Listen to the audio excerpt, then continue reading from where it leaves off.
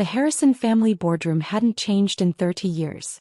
The same mahogany table dominated the space, surrounded by leather chairs that had witnessed decades of deals, betrayals, and family politics. Family photos lined the walls, carefully curated images of success and unity. I noticed I wasn't in any of them. I'm Sarah Harrison, though the family rarely used my name anymore.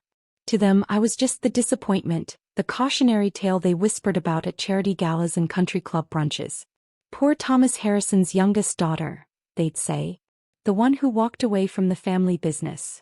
Today's emergency family meeting had been called to discuss the company's future, though I knew things were far worse than they realized. I sat quietly at the far end of the table, watching my relatives posture and preen, none of them aware that their precious Harrison Industries was already mine. Uncle James stood at the head of the table, his custom suit unable to hide his growing paunch. "The numbers don't lie," he announced, pointing to the projection screen. "Last quarter was our worst in 20 years. The board is getting nervous." My cousin William, who'd been handed a VP position straight out of college, scoffed. "The board works for us. We're Harrisons." If only they knew that the board now worked for me, through a complex web of shell companies and proxy votes. Phoenix Enterprises, my company, had spent the last 3 years quietly acquiring Harrison Industries stock, gaining controlling interest while hiding behind layers of corporate anonymity.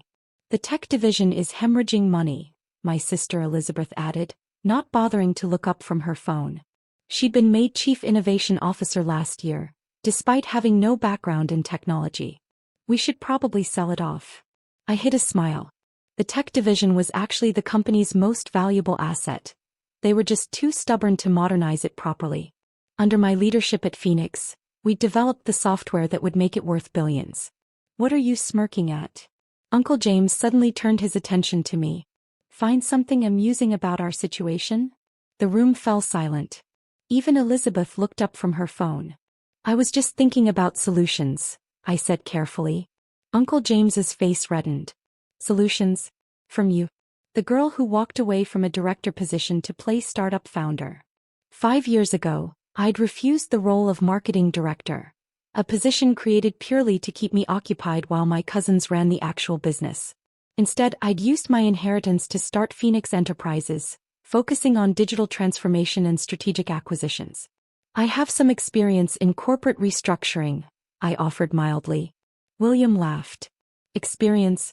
Running your little tech company from a WeWork office? This is a billion-dollar corporation, Sarah. Leave the real business to people who understand it." I thought about my real office, the top 3 floors of the city's most prestigious business tower. The WeWork space they mocked was just a front, a way to keep them underestimating me while I built something they couldn't imagine. My father sat silently watching the exchange. He'd stepped down as CEO last year, handing control to Uncle James despite my warnings about his outdated management style. Dad had always been weak when it came to his older brother, too willing to keep peace in the family at any cost. "Sarah's company has had some success," Dad ventured weakly. "Maybe we should hear her out." "Success?" Uncle James snorted. "Thomas, your daughter plays business owner while the rest of us manage a real corporate empire. She's worthless to this family and you know it." The word hung in the air, worthless. How many times had they used that word to describe me over the years? When I questioned their outdated practices. When I suggested modernizing our technology. When I dared to strike out on my own instead of accepting the role they'd chosen for me. Elizabeth rolled her eyes. "Can we focus on actual solutions? I have a lunch reservation at Le Cirque." I checked my watch discreetly. In exactly 4 minutes, everything would change. Phoenix's acquisition of Harrison Industries would be announced to the board, followed by an emergency press release. The family would learn that their empire had been sold right out from under them. "The tech division isn't the problem," I said, earning glares from around the table. "Your entire business model is outdated. You're losing market share because you refuse to innovate." "How dare you?" Uncle James slammed his hand on the table. "I've run this company for the past year with the same principles your grandfather established. We don't need your Silicon Valley nonsense here." I thought about my grandfather, the original Harrison innovator. He'd built this company through bold moves and forward thinking, everything the family now rejected in the name of tradition. "Those principles are exactly why you're failing," I replied calmly. The market has changed. Technology has evolved. But Harrison Industries is stuck in the past because you're too proud to adapt. Enough. Uncle James roared, his face purple with rage. You lost the right to criticize this company when you walked away from it. You're worthless to this family. Worthless to this business. Just then his secretary burst through the door, her face pale. Sir, Mr. Harrison. The board. They're calling an emergency meeting. Phoenix Enterprises just bought controlling interest in Harrison Industries. The room exploded in chaos. William dropped his Mont Blanc pen. Elizabeth's phone clattered to the table. Uncle James stood frozen, his mouth opening and closing like a fish out of water. Phoenix Enterprises? My father whispered. But that's Pie Company, I finished for him, standing slowly. Though I prefer to call it by its full name, Phoenix Global Enterprises. We're the largest digital transformation firm in the country, specializing in modernizing outdated companies exactly like Harrison Industries. The silence was absolute. Years of dismissal, of mockery, of being called worthless, all of it crystallized in this moment of absolute victory. That's impossible, William stammered. Phoenix is a multi-billion-dollar corporation. You just have that little startup. I pulled out my phone, pulled up the Phoenix Enterprises website and projected it onto the screen. There was my photo listed as founder and CEO. There were our acquisition records, our global offices, our market valuations. The little startup was a cover, I explained, enjoying their shocked expressions. It let me build something extraordinary while you were all too busy mocking me to notice. Every time you dismissed me as worthless, I bought more shares. Every time you laughed at my little company, I grew stronger. Elizabeth had gone pale.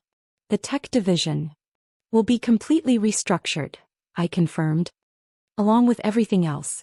The board meeting in 10 minutes will confirm me as the new CEO. The press release goes out at noon. Uncle James finally found his voice. You can't do this. We're family. Family. I laughed softly. Was it family when you called me worthless? When you dismissed every idea I had? When you turned this company into a playground for your entitled children while running it into the ground? My father stood up shakily. Sir, please. We can talk about this. We could have talked years ago. I cut him off. You could have listened when I warned you about Uncle James. When I tried to show you how to save this company. But you chose your roles. The dismissive uncle, the weak father, the mocking cousins. Now I'm choosing mine. The secretary was still standing by the door, clutching a stack of papers. Sir, the press is already calling. They want comments on the acquisition. Uncle James sank into his chair, all his bluster evaporating. Comments? Comments on how my worthless niece outsmarted us all. Oh, I'm not worthless anymore, I smiled. I'm your boss. The room erupted again. Elizabeth started crying, William was yelling into his phone trying to reach his lawyer, and Uncle James looked like he might have a stroke. But I wasn't done. Not even close. I walked to the head of the table, took Uncle James's seat and opened my laptop. Now shall we discuss the restructuring plan? I have some ideas about the tech division. The family that had dismissed me for years sat in stunned silence as I began outlining my vision for their company. My company now. The worthless daughter had become the most powerful person in the room and we were just getting started. The next few hours passed in a blur of chaos and revelation. The board meeting was brief and decisive. My ownership stake left them no choice but to confirm me as CEO. The press release went out exactly at noon. And within minutes Harrison Industries' stock price jumped 15%. The market, it seemed, approved of the change in leadership. My family, however, was falling apart. This is illegal. Uncle James shouted, pacing the boardroom after the meeting. You must have manipulated something, broken some law. Everything was perfectly legal, I interrupted calmly. Maybe if you'd spent more time actually reading financial reports instead of bragging at country clubs, you'd have noticed Phoenix buying up shares over the last 3 years. Elizabeth was frantically texting her lawyer friends, but I knew it was useless. I'd made sure every aspect of the takeover was ironclad. Your position as Chief Innovation Officer is terminated, by the way, I told her. Along with William's VP role. We'll be bringing in people who actually understand technology and business operations. You can't fire us. William exploded. We're Harrisons. So am I reminded him. The Harrison you all called worthless. How does it feel to be fired by someone who's worthless? My father sat quietly in the corner, looking older than I'd ever seen him. Where did we go wrong? He muttered. How did we not see this coming? You saw what you wanted to see, I answered. A rebellious daughter who refused to play by your rules. It never occurred to you that I was playing a different game entirely. Just then my assistant Catherine entered the room. Ms. Harrison, the transition team is ready. And the auditors would like to begin their review. Uncle James went pale. Auditors? Of course, I smiled. We need to understand exactly how much damage your leadership has done.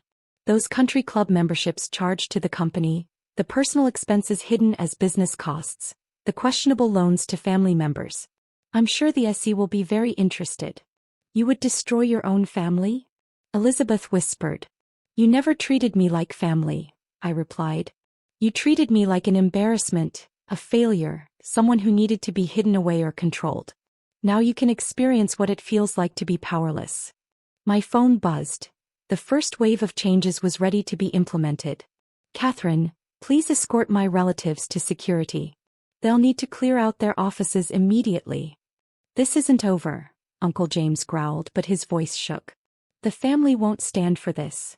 The family doesn't have a choice. Phoenix owns 58% of Harrison Industries now.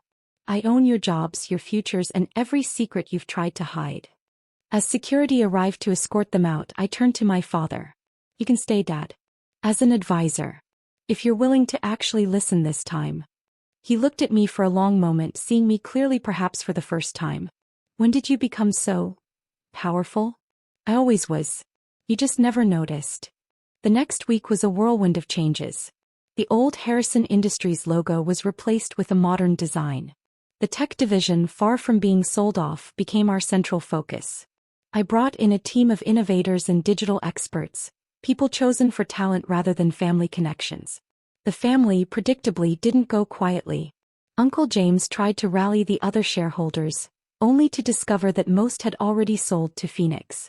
Elizabeth attempted to leak damaging information to the press, but her stories of the worthless Harrison daughter who ruined the family business were overshadowed by Phoenix's soaring stock price and innovative new projects. William tried a different approach, showing up at my office with an olive branch. Come on, Sarah, he wheedled. We're cousins. Surely we can work something out. I've learned my lesson. I leaned back in my chair, his old chair actually, and studied him. Have you? What lesson would that be? That I underestimated you. That we all did. But we can fix this. Make it a real family company again. It is a real family company, I replied. Just not the family you wanted it to be. Your position has been filled by someone qualified. I suggest you update your resume. He left in tears, another first in Harrison family history. The audit revealed exactly what I'd suspected: years of financial mismanagement, nepotism, and hidden corruption. Uncle James had been funneling company money into his personal accounts. Elizabeth had hired her friends as consultants with massive retainers. William had been trading company stock based on inside information. The SEC will want to investigate, my legal team advised. Give them everything, I instructed. Every document, every transaction, every hidden account. Let them see exactly how the mighty Harrison family did business. My father, watching from his reduced role as advisor, seemed to age years in weeks. They'll go to jail, he said quietly. They made their choices, I replied. Just like they chose to call me worthless. The fallout was spectacular. Uncle James faced criminal charges for embezzlement. Elizabeth and William were banned from trading securities. The Harrison family name, once synonymous with old money privilege, became associated with corruption and failure. And through it all, Phoenix rose. Our stock price doubled in the first month as investors recognized the potential I'd seen years ago. The tech division, properly funded and staffed, launched innovations that put us years ahead of competitors. The company culture transformed from an old boys club to a meritocracy where talent and creativity thrived. 6 months after the takeover, I sat in my office reviewing quarterly reports. The view from the top floor was spectacular, but I wasn't looking at the city. I was looking at a photo on my desk. The last family Christmas before I left Harrison Industries. Everyone smiling, successful, proud. And me, standing at the edge, already planning my rebellion. Catherine entered with more documents to sign. Your uncle's sentencing is tomorrow, she reminded me. Will you attend? I thought about it. Uncle James would stand before a judge, his reputation in tatters, his arrogance finally broken. The family would be there watching another Harrison fall. No, I decided. I have a company to run. She nodded and turned to leave, then paused. The new family photos for the boardroom arrived. Would you like me to hang them? Take down all the old ones, I instructed. This isn't a family company anymore. It's something better. That evening, as I worked late in my office, my father knocked on the door. He looked tired, humbled, but there was something else in his expression. Pride, maybe. Finally. I underestimated you, he said simply. You all did. Can you ever forgive us? I considered the question, thinking of all the years of dismissal and contempt. Forgiveness isn't the point, Dad. This was never about revenge. It was about proving that success doesn't have to look like what this family imagined. It was about building something better than what you tried to force me to be. He nodded slowly. You certainly did that. The company, it's extraordinary now. It always could have been. You just couldn't see past your own traditions to recognize it. He turned to leave, then stopped. For what it's worth, I'm proud of you. Even if I don't understand how you became this person. I was always this person, I said quietly. You just never saw me. After he left, I stood at the window watching the city lights come alive. Somewhere out there, my relatives were preparing for Uncle James's sentencing, their lives forever changed by the worthless daughter they'd mocked. Elizabeth was selling her penthouse to pay legal fees. William was interviewing for entry-level positions, learning humility the hard way. But I wasn't thinking about them. I was thinking about the company, about its future, about all the possibilities that opened up when you stopped trying to preserve the past and started building something new. The worthless daughter had become the most valuable Harrison of all. And she was just getting started. Catherine's voice came through the intercom. Your 7 p.m. is here. The Silicon Valley Venture Capital team? I smiled, straightening my jacket. Time to show another group of old money traditionalists what the future looked like. Send them in, I said. And Catherine, have the old family photos sent to my relatives. They'll need the memories more than I do. The photos would arrive at their reduced circumstances. Elizabeth's downgraded apartment, William's mother's guest room, Uncle James's attorney's office. A reminder of what they'd lost, what they'd thrown away by underestimating the daughter they'd dismissed. But I wouldn't be in those photos anymore. I had new pictures to take, new successes to document, new traditions to build. After all, success is the best revenge. And I had succeeded beyond their wildest nightmares.